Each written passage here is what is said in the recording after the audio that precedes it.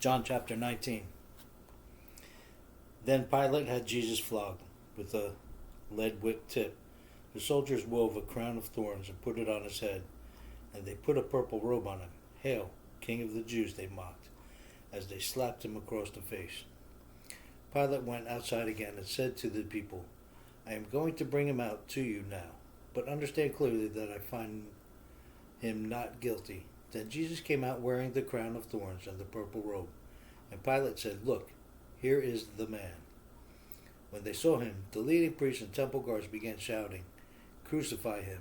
Crucify him!" "Take him yourselves and crucify him," Pilate said. "I find him not guilty." Jewish leaders replied, "By our law he ought to die because he called himself the Son of God."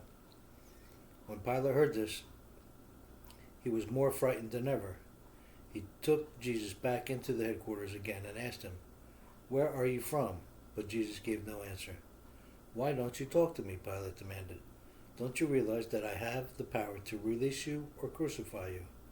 Jesus said, "You would have no power over me at all unless it were given to you from above. So the one who handed me over to you has the greater sin." Then Pilate tried to release him, but the Jewish leaders shouted, "If you release this man, you are no friend of Caesar. Anyone who declares himself a king is a rebel against Caesar." When they said this, Pilate brought Jesus out to them again. Then Pilate sat down on the judgment seat on the platform that is called the stone pavement, in Hebrew, Gabbatha. It was now about noon on the day of preparation for the Passover. And Pilate said to the people, "Look, here is your king." "Away with him," they yelled. "Away with him! Crucify him!" "What? Crucify your king?" Pilate asked. "We have no king but Caesar," the leading priest shouted back. Then Pilate turned Jesus over to them to be crucified. So they took Jesus away, carrying the cross by himself.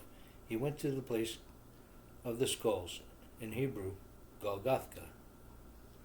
There they nailed him to the cross.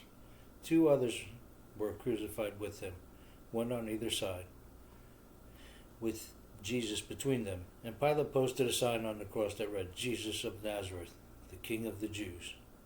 The place where Jesus was crucified was near the city, and the sign was written in Hebrew, Latin, and Greek, so that many people could read it. Then the leading priests objected and said to Pilate, "Change it from the King of the Jews to, he said, 'I am King of the Jews.'"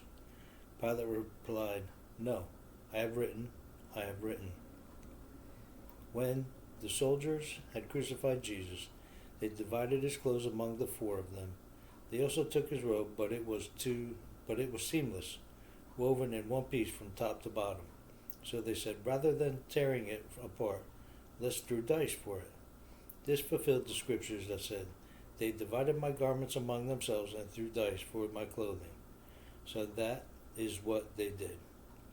Standing near the cross were Jesus' mother and his mother's sister Mary, wife of Clopas, and Mary Magdalene.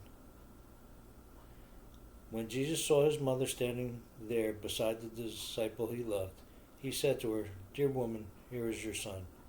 And he said to his disciple, "Here is your mother." And from then on, the disciple took her into his home.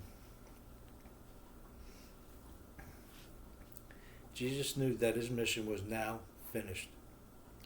And to fulfill the scripture, he said, "I am thirsty." A jar of sour wine was sitting there, so they soaked a sponge in it, put it on a hyssop branch, and held it up to his lips. When Jesus had tasted it, he said, "It is finished." Then he bowed his head and gave up his spirit. It was the day of preparation, and the Jewish leaders didn't want the bodies hanging there the next day, which was the Sabbath, a very special Sabbath because it was Passover week. So they asked Pilate to hasten their deaths by ordering that their legs be broken. Then their bodies could be taken down. So the soldiers came and broke the legs of two men crucified with Jesus. But when they came to Jesus, they saw that he was already dead, so they didn't break his legs. One of the soldiers, however, pierced his side with a spear, and immediately blood and water flowed out. This report is from an eyewitness giving an accurate account. He speaks the truth so that you also may continue to believe. These things happened in fulfillment of the scriptures that say, "Not one of his bones will be broken," and they will look on the one they pierced. Afterward, Joseph of Arimathea, who had been a secret disciple of Jesus because he feared the Jewish leaders, asked Pilate for permission to take down Jesus' body. When Pilate gave permission, Joseph came and took the body away. With him came Nicodemus, the man who had come to Jesus at night. He brought about 75 pounds of perfumed ointment made from myrrh and aloes. Following Jewish burial custom, they wrapped Jesus' body with the spices in long sheets of linen cloth, and placed the place of crucifixion was near a garden where there was a new tomb never used before. And so, because it was the day of preparation for the Jewish Passover, and since the tomb was closed at hand, they laid Jesus there.